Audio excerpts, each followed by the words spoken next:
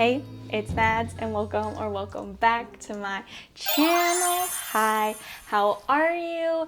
You guys, I am so excited for this week's video. I was online shopping like we do and I found these Pottery Barn terracotta pumpkins and went, I need it. I needed them and I added them to my cart and I just kept going and then I realized they were $140 a piece.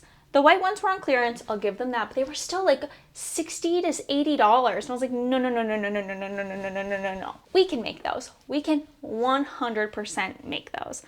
And that is exactly what we are going to be doing today. We are going to be duping these Pottery Barn terracotta pumpkins. And not only are we going to be duping them, I am going to show you guys a dupe at 3 different price points and 3 different like skill levels and effort levels, if you will, depending on how much energy and time you want to put into your terracotta pumpkins. So stick around to see all 3 levels, and I want you guys down below to comment which one is your favorite. I'll let you know my favorite at the end, but I want to hear from you guys which one is yours. And while you're down there, if you liked me, please consider subscribing to this channel. And if you like this video, please give it a like. Every interaction really does mean a lot and it brings me so much joy to see you guys participating in these videos and us getting to interact. So please, I want to hear from you down below. I look forward to it. And without further ado, let's jump into the video. So for version 1, I'm going to be using this primed pumpkin. This is like the quickest, fastest, easiest version of this technique. And all we are going to do is use a sponge and dry brushing with acrylic paint to make it look like terracotta. The sponge and the dry brushing are going to add texture throughout the whole thing, and you want to make this look organic as possible. And I'm going to be using a mixture of different reds and oranges to create the desired color and some white acrylic paint to lighten it up, like the reference picture from Pottery Barn. That one was quite light, which is another reason why I wanted to like prime this like not quite white, but an off-white color, just to give us a nicer base to work off. This bright orange was going to be really hard to cover. This version of this technique is like the easiest and it's very, very relaxing. I totally feel like anyone of any skill level could do this. It's really just like blot painting. I personally like to use these like plastic lids as my paint palettes. I find they're super easy to clean. So these are the oranges and reds I have picked out with my white. I'm just gonna take some of it and mix it. And then after mixing, you can apply this directly onto the pumpkin or onto your sponge. And I've cut this sponge a little jagged so that I get better texture. Then I'm just gonna go around. Terracotta is naturally like splotchy, so that's what we're going for here. So you want to have some bits that are darker, some bits that are lighter, and kind of have a color variation going on.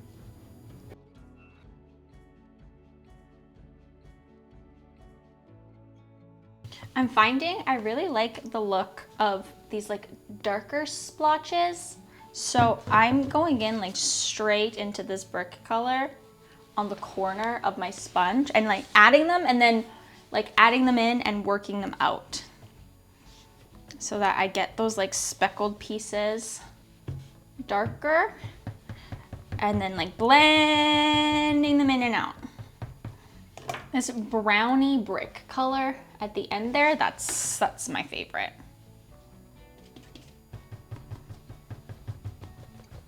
You want it to be evenly uneven. Ooh, that looks really pretty. Okay. I'm gonna kind of flip it now and work upside down a little just to make the color a little bit more even. I find that helps a lot. Making sure that you're getting full coverage, especially on objects that are like an irregular shape like this. And just keep working in layers until you like the result. There is no like a right or wrong way to do this. It's just whatever your desired effect is and if you like it.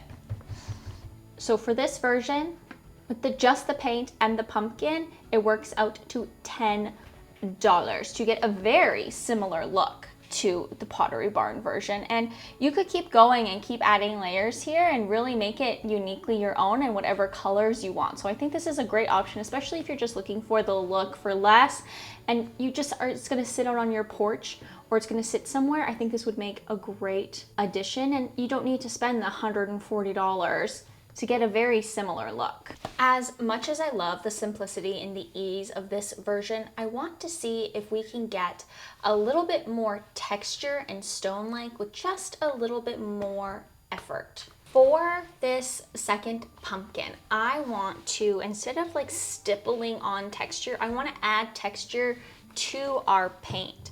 To do that, I'm going to need a container. These plastic ones are great for this. You can also use like a glass jar or anything you have laying around. You could even mix this on your palette. I just like doing it here. I find I can mix things a little bit better and more evenly. I'm going to take that same white paint and put a nice good amount in here, enough to cover the whole pumpkin. And I feel like that is probably good. And there's no real measurements for this. You're kind of feeling this out. So I probably have like a tablespoon of paint there. I'm gonna go in with my baking soda and sprinkle it on there just to cover it. And I'm gonna give this a stir and see how that looks. It's getting really fluffy. And now it's got that like icing texture. You see the difference there? And it kind of has more chunkies in it now too. But I want even more texture. So I had Jordan save me a couple of his Keurig pods from the last couple days, and they just open right up. And I'm gonna sprinkle some of these coffee grounds in there. I don't wanna do too much because I can always add more later, but let's just add some of these in there and see what kind of texture that gives us. Ooh, they work in there really nicely. Now for color, this is white. You could just stop here and do like a stone texture, but that brick color worked really well to get it terracotta-y. So I'm just gonna do one little drop at a time. Ooh, okay. Oh, I think that might just be perfect, the one drop. And for this texture, you could use a brush. You could really probably use anything. I've used a paintbrush for this technique before, but my favorite way to apply it is with one of these stick sponges, because you can dip it right in there and get a good amount and paint these really well. Ooh, and it goes on pretty thick and you can see the texture in there already. You want this to be a thicker coat for sure. You can see that texture really come through. Ooh, it's super gritty. I think that was a good amount of coffee. I do think it needs more color though. You can already see the difference in texture between these two. So this one has a lot more like texture and color, and this one definitely does look more stony already. Woo, the difference. I'm gonna paint the stem last this time, just so I have something to hold on to the whole time, you know? You could totally use other things to texture this as well. You could use dirt, and you might even get like a finer grit in there than the coffee, and that would be free if you don't have coffee beans around. There we go. Get that great texture on there. Baking soda version is done. This was also super easy. I would say the downside of this is color. I think you could go back and dry brush this once it's dry, but it's much more uniform in color, but the visual texture on here is amazing. It just looks so pretty. All right, for this third pumpkin, she's bigger than the others because I splurged a little and I got the bigger version. But we are actually going to be plastering this with joint compound. Instead of paint or anything else, we're going to be using joint compound. And in order for this to stick to the pumpkin and for us to be super sure about that, I am going to start by covering the pumpkin in this drywall tape. It is like, this tape is a little sticky on one side, but it is like this mesh material, and it's gonna go right on the pumpkin just to give something for the plaster to stick to. I'm just gonna try to work it into all the grooves as well because I wanna make sure all that detail is kept. So I've done the top of the pumpkin here to kind of give us a base, and now I'm gonna work in strips along the length of the pumpkin. And this is gonna end up looking a little bit like this, all covered in the drywall tape. Now it's time for us to mix our joint compound. The joint compound that I picked out is the 20-minute version, so you've got 20 minutes of working time. So either work really quickly or work in smaller batches. I'm gonna be working in batches because I wanna let it dry in between. Oh, hi, baby. Hi, Moo. Hi, baby girl. Hi. You coming to join us? Thank you. I'm gonna be working in batches and in sections all along the pumpkin, and that way I can allow it to dry and go back and forth. It's gonna be a little bit more time consuming, but I think I'm gonna get a much more even result this way. And this particular compound is a 3-to-1 ratio. So 3 parts of compound, you're gonna use 3 parts water, and that's by volume.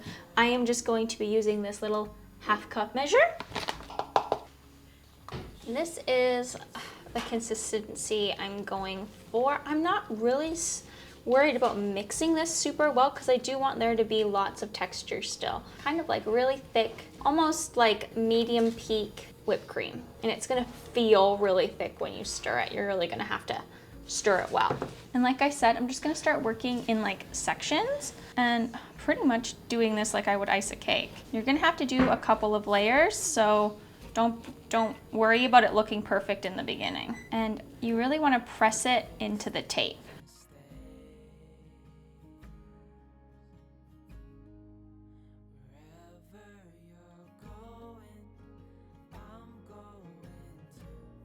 I am about to finish the first coat here. It went on really well. It is really starting to stiffen up. And I'm gonna let this set for probably 30-35 minutes. So I would say this is 70-65% dry at this point. I'm just gonna take a sponge with some warm water and lightly dampen it and smooth it out.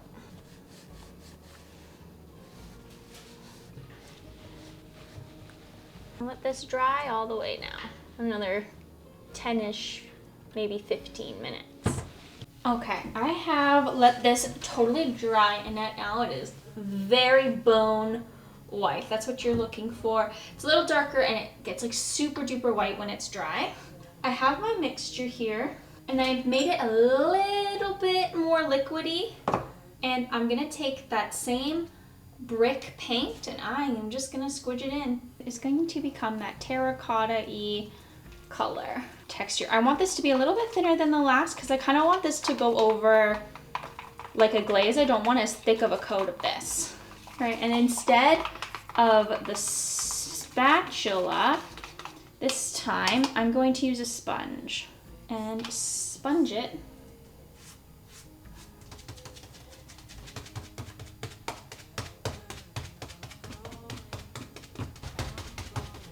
There we go. Look at that pretty texture. I'm gonna very quickly give this a quick blow dry and speed up our drying time a little bit. I still have time on this stuff. So I have about 20 minutes before I can't use this anymore, maybe 30 because it's so watery. So I'm gonna take advantage of that and give this a dry and see if it needs any more coverage. I turned off one of my lights so we could see a little bit truer to color here, what this is looking like. And it is looking so good. It is definitely giving terracotta. I'm gonna go over it one more time with this mixture just because I have it. I'm gonna add a little bit more color to this just to deepen it up and get a little bit better of a payoff. I don't have much left in this tube, so mix that up really well. And I'm not gonna totally mix this up because it is thicker now, so I might keep some of that color variation. We'll test that out here. I'm just gonna dunk and do another coat. Ooh, yeah. This color is great. And these holes, you can see here, these like deeper holes, I am not gonna push the color all the way in there, and I'm gonna leave them light. It's gonna make it look a little bit more like stoneware that way. And I'm gonna let this dry and we'll look at all 3 of them together.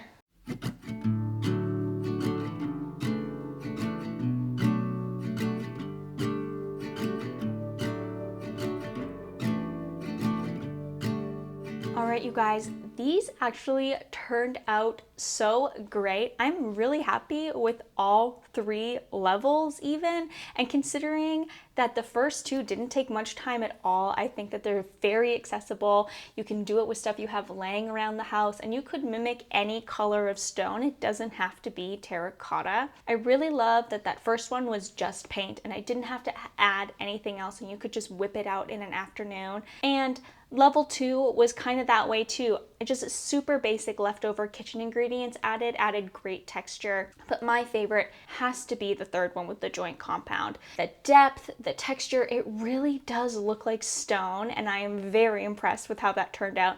And it wasn't as hard as it might sound. So don't be intimidated and go for it. I really do think we successfully duped the Pottery Barn. So I call this dupe a success 3 times. We succeeded 3 times today. That is amazing. I want to hear from you guys which one you want to try and which one was your favorite. Please comment that down below. I will see you guys here on this channel next Sunday for another DIY video. And if you are interested, I am vlogging and I have my second vlog channel called heyhimads vlogs, and I post there every Wednesday. I will see you guys when I see you guys. Bye.